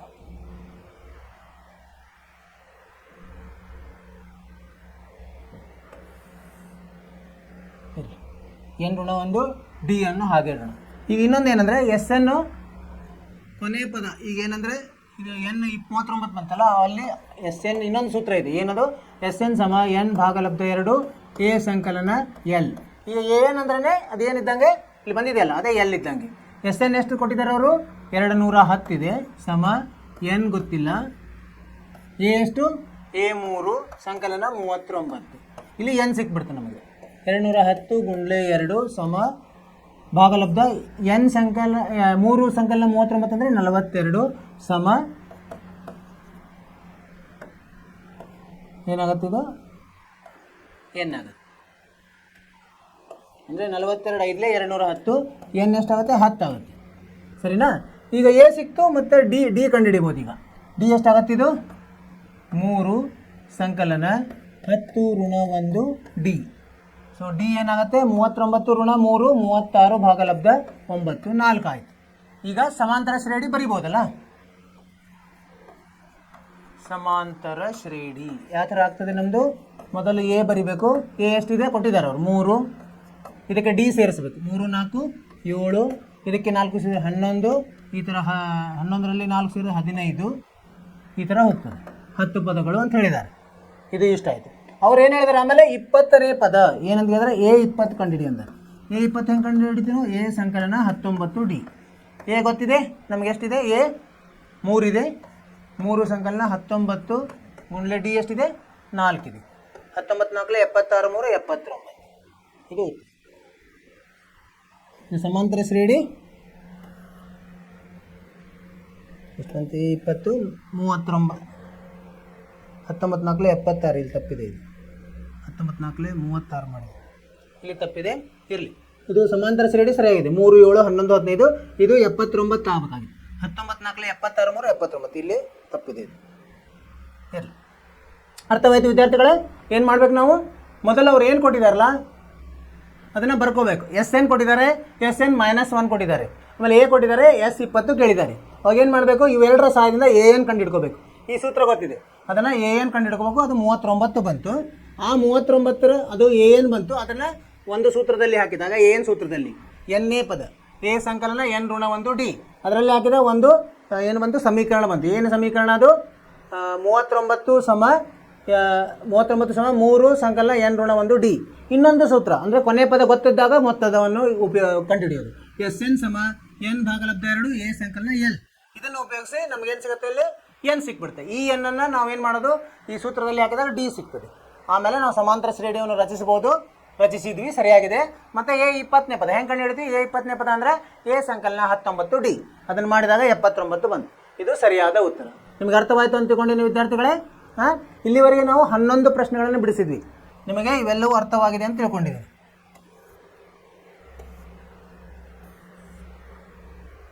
ಇಲ್ಲಿ ಒಂದು ಪ್ರಶ್ನೆ ಇದೆ. ಇದು ನೀವೇನು ಮಾಡಿರಿ ಮನೆ ಕೆಲಸ ಮಾಡಿರಿ. n ಭುಜಗಳನ್ನು ಹೊಂದಿರುವ ಒಂದು ಬಹುಭುಜಾಕೃತಿಯ ಎಲ್ಲ ಒಳಕೋನಗಳ ಮೊತ್ತ. ಇದಕ್ಕೆ ಒಳಕೋನಗಳನ್ನು ಹೆಂಗೆ ಕಂಡು ಹಿಡಿತೀವಿ n ಋಣ 1 ಗುಂಡ್ಲೆ 180. ಒಂದು ಪಂಚಭುಜಾಕೃತಿಯ ಒಳಕೋನಗಳು ಸಮಾಂತರ ಶ್ರೇಣಿ. ಪಂಚಭುಜಾಕೃತಿ ಅಂದರೆ 5 ಭುಜಗಳಿರಬೇಕು. A1 A2 A3 A4 A5. ಅದರ ಅತ್ಯಂತ ಚಿಕ್ಕ ಕೋನವು 72 ಅಂದರೆ ಚಿಕ್ಕ ಕೋನ ಒಂದು ಎ ಅಂತ ಹೇಳ್ಕೊಡ್ರಿ 72 ಆದರೆ ಆ ಪಂಚಭುಜಾಕೃತಿಯ ಎಲ್ಲ ಒಳಕೋನಗಳನ್ನು ಕಂಡುಹಿಡಿಯಿರಿ. ಎ ಕೊಟ್ಟಿದ್ದಾರೆ ಮತ್ತು ಒಟ್ಟು ಮೊತ್ತ ಇಲ್ಲಿ ಕಂಡುಹಿಡಿಬೋದು. ಏನಿದ್ದಲ್ಲೇ ನೀವು 5 ಹಾಕಿದರೆ 5 3 18 3 540 ಬರುತ್ತೆ. ಅವೆರಡರ ಸಹಾಯದಿಂದ ನೀವೇನು ಮಾಡಿ ಎಲ್ಲ ಮೊತ್ತಗಳನ್ನು ಮಾಡಿ ನೀವು ಎ ಮತ್ತು ಡಿ ಎ ಕೊಟ್ಟು ಬಿಟ್ಟಿದ್ದಾರೆ ಅವರು ಡಿ ಬರುತ್ತೆ. ಆಮೇಲೆ ಎಲ್ಲ ಇವನ್ನ ಕಂಡುಹಿಡಿಬೋದು. ನೀವು ಮಾಡ್ತೀರಿ ನಿಮಗೆ ಇದು ಮನೆ ಕೆಲಸ. ಇಲ್ಲಿವರೆಗೆ ನಾವೇನು ಮಾಡಿದ್ವಿ ಎಲ್ಲ ಅಭ್ಯಾಸಗಳನ್ನು ಮಾಡಿದ್ವಿ. ಅದಕ್ಕೆ ಬರುವಂತಹ ರಸಪ್ರಶ್ನೆಯನ್ನು ಕೆಲವೊಂದು ಬಿಡಿಸಿದ್ವಿ. ಆಮೇಲೆ ನಾವು ಇನ್ನೊಂದು ಏನು ಮಾಡಿದ್ವಿ, ಹಿಂದಿನ ವರ್ಷಗಳ ಪ್ರಶ್ನೆಗಳನ್ನು ಬಿಡಿಸಿದ್ವಿ. ಅದು ತುಂಬ ಮುಖ್ಯ, ಯಾಕಂದರೆ ಅದನ್ನು ನೋಡಿದರೆ ನಮ್ಗೆ ಗೊತ್ತಾಗ್ತದೆ ಯಾವ ಥರ ಪ್ರಶ್ನೆಗಳು ಬರ್ತದೆ. ಅದನ್ನು ಸಹ ಮಾಡಿದ್ವಿ. ಸೊ ಇವೆಲ್ಲ ನೀವೇನು ಮಾಡಬೇಕು, ಬಾರಿ ಬಾರಿ ಪುನರಾವರ್ತನೆ ಮಾಡಬೇಕು. ಅಂದರೆ ನಿಮಗೆ ತಲೆಯಲ್ಲಿ ಉಳಿತದೆ, ನಿಮಗೆ ಒಂದು ಆತ್ಮವಿಶ್ವಾಸ ಜಾಸ್ತಿ ಆಗ್ತದೆ. ಅದು ನೀವು ಮಾಡ್ತೀರಂತ ನನಗೆ ನಂಬಿಕೆ ಇದೆ. ಅಲ್ಲಿ ಮುಂದಿನ ಕ್ಲಾಸ್ ಮತ್ತೆ ನಾವು ಮುಂದಿನ ತರಗತಿಯಲ್ಲಿ ಹೊಸ ಪಾಠದೊಂದಿಗೆ ಭೇಟಿಯಾಗೋಣ. ಅಲ್ಲಿವರೆಗೆ ಏನು ಮಾಡಬೇಕು, ನೀವು ಪಠ್ಯೇತರ ಚಟುವಟಿಕೆಯಲ್ಲಿ ಭಾಗವಹಿಸಬೇಕು, ಅಭ್ಯಾಸ ಮಾಡಬೇಕು, ಮತ್ತು ನಿಮ್ಮ ಕಾಳಜಿ ತಗೋಬೇಕು, ನಿಮ್ಮ ಆರೋಗ್ಯದ ಬಗ್ಗೆ ಕಾಳಜಿ ತಗೋಬೇಕು, ಪರಿಸರ ಬಗ್ಗೆ ಕಾಳಜಿ ತಗೋಬೇಕು. ಸರಿನಾ? ಅಷ್ಟು ಹೇಳ್ತಾ ಇವತ್ತಿನ ತರಗತಿಯನ್ನು ಮುಗಿಸ್ತಾ ಇದ್ದೀವಿ. ನಿಮಗೆ ಶುಭವಾಗಲಿ. ನಮಸ್ಕಾರ.